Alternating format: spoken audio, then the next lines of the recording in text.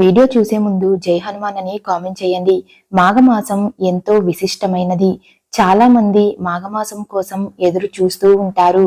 మాఘము అంటే పాపాలను నశింపజేసేది అని అర్థం. పాపాలను నశింపజేసేటువంటి శక్తి ఉన్న మాఘమాసంకు అంతులేని ప్రత్యేకత ఉందని గ్రంథాలు చెబుతున్నాయి. అయితే ఈ మాసంలో ఎలాంటి పరిహారాలు, పూజలు చేస్తే భగవంతుని అనుగ్రహం మనపై ఉంటుందో ఈ వీడియోలో తెలుసుకుందాం. వీడియోని స్కిప్ చేయకుండా చూడండి. మా తెలుగు ట్రూ ఫ్యాక్ట్స్ ఛానల్ ని ఫస్ట్ టైం చూస్తున్నట్లయితే మా ఛానల్ ని సబ్స్క్రైబ్ చేసుకోండి. మాఘమాసం జనవరి 30 నుంచి ప్రారంభమై ఫిబ్రవరి 20తో ముగుస్తుంది. మాఘమాసంలో ఏ వ్యక్తి అయితే పుణ్యనది స్నానం ఆచరిస్తారో వారికి విశేషమైనటువంటి పుణ్యఫలం లభించి వారి జీవితంలో అఖండ రాజయోగం లభిస్తుందని శాస్త్రాలు చెబుతున్నాయి. మాఘమాసంలో చేసే స్నానాలు వల్ల మన పాపాలను కడిగేయమని ఆ దేవుడిని స్మరించుకోవడం. కార్తీక మాసంలో దీపానికి ఎంత ప్రాముఖ్యత ఉంటుందో మాఘమాసంలో స్నానానికి అంత ప్రాముఖ్యత, అంత ప్రాధాన్యత ఉంటుంది. ఈ మాఘమాసంలో నదుల్లో కానీ, చెరువుల్లో కానీ, బావుల వద్ద కానీ స్నానం చేస్తే చాలా మంచిది. నదుల్లో స్నానం చేయడం కుదరకపోతే ఇంట్లో స్నానం చేసేటప్పుడు గంగా, గోదావరి, కావేరి ఇలా పుణ్య నదుల పేర్లను తలుచుకుంటూ స్నానం ఆచరించవచ్చు. మాఘమాసంలో రోజు ఉదయాన్నే నిద్రలేచి ఇంటిని శుభ్రం చేసుకుని తలస్నానం చేసి మీ పూజ గదిలో నువ్వుల నూనెతో దీపారాధన చేసిన వారికి దైవానుగ్రహం లభిస్తుంది. మరీ ముఖ్యంగా ఈ మాఘమాసంలో శివాలయంలో నువ్వుల నూనెతో దీపాలను వెలిగిస్తే శివుని అనుగ్రహం మీకు ఖచ్చితంగా కలుగుతుంది. అలాగే ఈ మాసంలో ప్రతిరోజు దీపం వెలిగించి తులసిని పూజిస్తారో వారికి లక్ష్మీదేవి కటాక్షం లభిస్తుంది.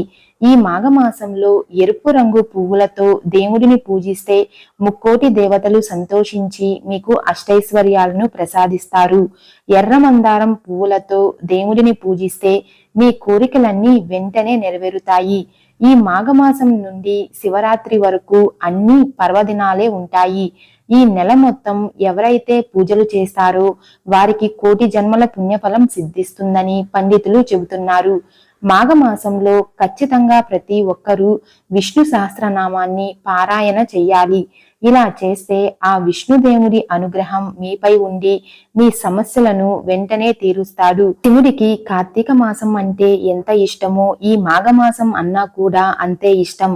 కాబట్టి ఈ మాఘమాసంలో శివ పూజకు ప్రత్యేకమైన స్నానం ఉంది. ఈ మాఘమాసంలో పరమేశ్వరుడు ముక్కోటి దేవతలతో కలిసి శివాలయంలో ఉంటాడని శాస్త్రాలు చెబుతున్నాయి. కాబట్టి ఈ మాసంలో శివాలయంలో నువ్వుల నూనెతో దీపం వెలిగిస్తే చాలా మంచిది. ఈ మాఘమాసంలో శివుడికి ప్రీతికరమైన వెలగ పండును స్వామివారికి నైవేద్యంగా సమర్పిస్తే శివుడు ఎంతో సంతోషించి కోరిన వరాలను ప్రసాదిస్తాడు.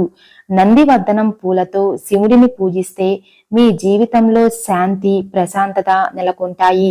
ముఖ్యంగా ఎవరైతే ఇంట్లో స్వయంగా పెంచిన చెట్ల పూలతో శివుడిని పూజిస్తారో వారికి సకల సంపదలు చేకూరుతాయని పండితులు అంటున్నారు.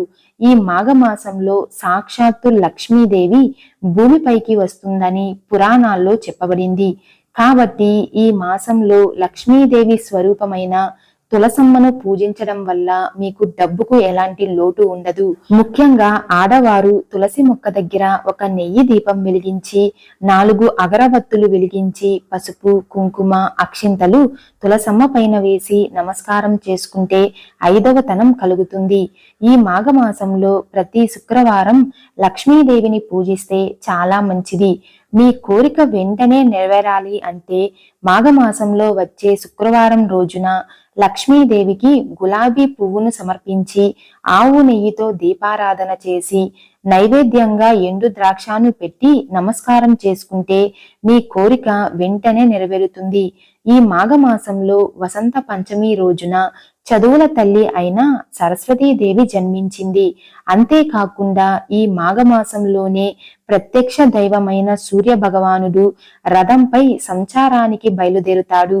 ఈ మాఘమాసంలో వచ్చే ప్రతి ఆదివారం రోజు ఆదిత్య హృదయం జపిస్తే సూర్య భగవానుడి అనుగ్రహం వల్ల మీకు అంతులేని ఐశ్వర్యం లభిస్తుంది. ఈ మాఘమాసంలో నదీ స్నానాలు చేసేటప్పుడు లేదా ఇంట్లో స్నానాలు ఆచరించేటప్పుడు ఒక మంత్రం ఖచ్చితంగా జపించాలి.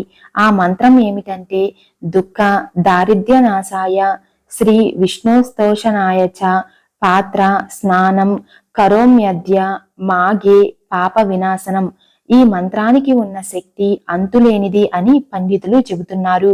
ఈ మాఘమాసంలో ప్రతిరోజు ప్రతి ఒక్కరూ సూర్య భగవానుడికి అర్ఘ్యం సమర్పించాలి.